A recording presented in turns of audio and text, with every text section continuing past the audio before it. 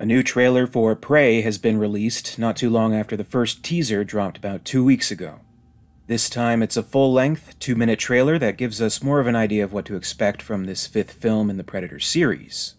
The trailer was actually leaked on Saturday and made its rounds on social media over the next few hours, but the House of Mouse made sure to sweep clean all traces of it on copyright grounds. This isn't too unusual in this day and age, so once it's out there, and of course, now they've officially released the trailer. They've also released a nifty new poster with our heroine painted with the blood of the Predator and the reflection of its laser sighting in her eye. It's pretty cool. Maybe it's a little earlier than they were wishing to have it released, but it's now available to view today on all official accounts and in HD. It's a pretty good trailer, and I thought it might be worth going over in today's video. I did talk about the teaser recently and shared some thoughts, but not in a dedicated video. It was released while I was editing a video called The See-Through Slasher, Batman vs. Predator Explained, and I offered up some words on the then-new teaser during the conclusion. And by the way, thanks to everyone who has watched that video. It was a huge challenge to put together, it took months of work, and I'm extremely proud of how it turned out. So if I can quickly do a plug for that, please check it out if you're interested, but I'll summarize the Prey teaser thoughts I expressed there. It is just a tease, it's just a taste, it's a tiny little bit of what to expect, but that was entirely enough for me. I left it very interested in seeing the movie, and I didn't need much further convincing. Trailers always tend to give away so much, and if possible, I do like to go into things fresh, so with this new trailer, I was afraid they might end up giving away a lot of surprises that I'd otherwise rather be kept as surprises. The good news is that while we do see more and see most of what we already saw in the teaser, it looks like they're still somewhat reserved in what they're giving away when it comes to the Predator. This suggests to me two things. One is that they're confident enough in the movie that they don't need to put all their cards on the table and give away money shot after money shot, and several trailers and red band stuff. Like, for example, what the Shane Black movie did. Two, it suggests to me that the Predator will end up being used sparingly in the actual film, relying on suspense and some mystery, more like the original film. We barely see the Predator until the very end of the original, and it pays off extremely well. It's the Jaws effect, it's the Alien effect. If it's done skillfully, I think it's the best possible thing a movie of this nature can do, so that gives me hope. The Predator remains elusive. With that said, we do get some intriguing glimpses of what's to come.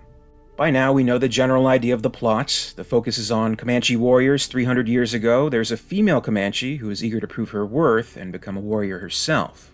A mysterious being appears and poses a threat to them all. Unbeknownst to them, but known to us, it's actually an alien hunter known as a Yautja. The main character is Naru, played by Amber Midthunder. She wants to join the men in their hunt, but that's not something they do.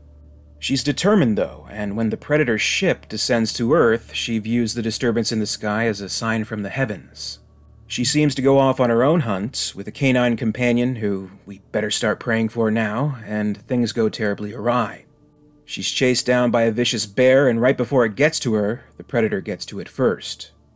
In a shocking moment, it lifts the damn thing right over its head. This is clearly a big bad creature we're dealing with. And it also seems that no one believes Naru's story, that is, until the Predator starts coming for them. As the tagline tells us, they hunt to live, it lives to hunt. The few looks we do get at the Predator are definitely intriguing. Its mask looks to be made of bone from a previous hunt. It of course has the classic weapons like the shoulder cannon, its spear, and its wrist blades, but we also see a new weapon, or maybe more accurately a shield, or maybe both.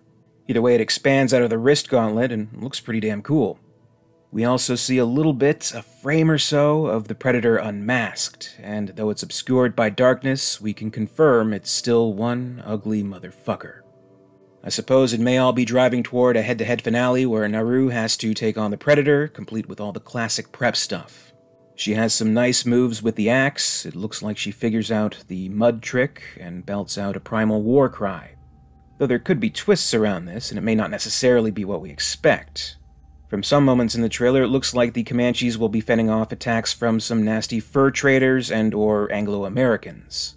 As we all know how the Predator is, their modern weaponry would attract interest and pose a unique challenge to the hunter.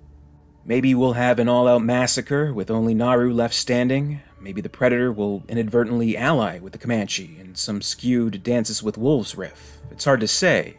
But as I said, I'm already sold on the movie. I'm already interested in checking it out as soon as possible, so no more trailers, no red band stuff, let's just see it come. This is all plenty for me, but having seen this new trailer, I think I do have to adjust certain expectations and certain notions that I have going into a Predator movie. I've always felt they just couldn't quite get the right angle after 1 and 2. A large part of the appeal of those, to me, was the novelty casting of action stars from well-known action movies like Commando or Lethal Weapon, then pitting this badass human against the badass Predator. The casting just didn't work for me with the third film, and it certainly didn't work with the fourth, and the commonality between the two is that they tried so desperately to recapture the macho energy of the original. And that's truly hard to live up to, and unfortunately I think they failed. So okay, let's try something just a little bit different. Let's have some variety. Let's see how this little girl matches up against the Predator. Amber Midhunter obviously isn't an established action star, so we definitely are taking a different route, and I think it could work. There could be some surprises here too. I'm curious. I really like her eyes. They're very expressive, and if we do get the kind of finale I suspect we'll get, where it's just her against the Predator for say 20 minutes or so, then there's not likely to be much dialogue, so I think the non-verbal acting is key. People sometimes knock Arnold for his cheesy acting, but he was so good at that, especially in Predator, so I hope to see something like that. I'm also a little surprised by how good-looking the movie is shaping up to be, which is not to knock the original, but it was a different approach. It was the more gritty guerrilla style, which I loved. But Prey may be taking a more poetic angle with its visual composition, and I'm interested to see what it has to offer there.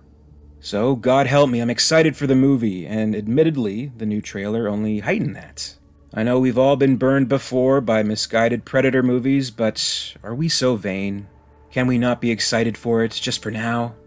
Maybe it will completely suck, who knows, but on the opposite side of that, it could be something very special. Obviously, I hope for the latter. What else can I say, but I'm ready for the hunt. Let's bring on August 5th. That's how I feel anyway. If I'm struggling with my expectations, I hope it's at least understandable. Maybe you feel the same way. I'd very much like to know, so please share your thoughts on the new Prey trailer below. And until next time, this is Alien Theory, signing off.